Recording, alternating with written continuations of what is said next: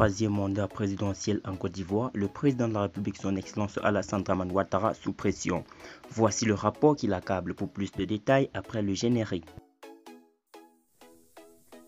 Avant de commencer, abonnez-vous à la chaîne et activez la cloche de notification car cela va vous permettre de ne plus manquer les prochaines vidéos. Let's go!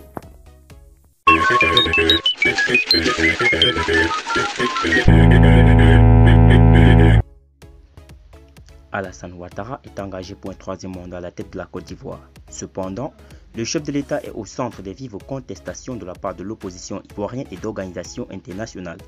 À la suite d'International Crisis Group, l'Alliance mondiale Civicius vient d'épingler la candidature du Rassemblement des oufouettistes pour la démocratie et la paix.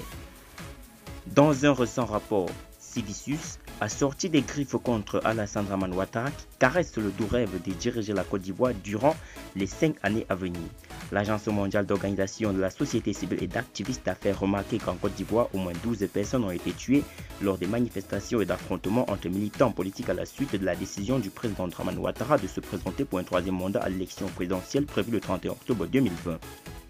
Elle n'a pas manqué de dénoncer l'interdiction des manifestations publiques par les autorités ivoiriennes depuis août 2020. Les autorités ont adopté les lois criminalisant les fausses nouvelles et les ont utilisées pour cibler les journalistes, les blogueurs et des politiciens exprimant leurs divergences d'opinion, y compris des parlementaires comme Alain Lobognon qui est en détention depuis décembre 2019, a-t-elle enfoncé.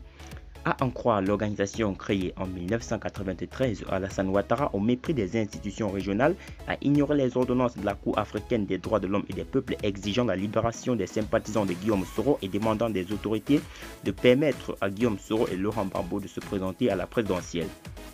Alassane Ouattara, Civicius, a aussi épinglé Alpha Condé, le président de la République de Guinée. Elle s'injure contre le recul des libertés civiles et les normes démocratiques dans le pays à l'approche des élections présidentielles devant se tenir le 18 octobre 2020.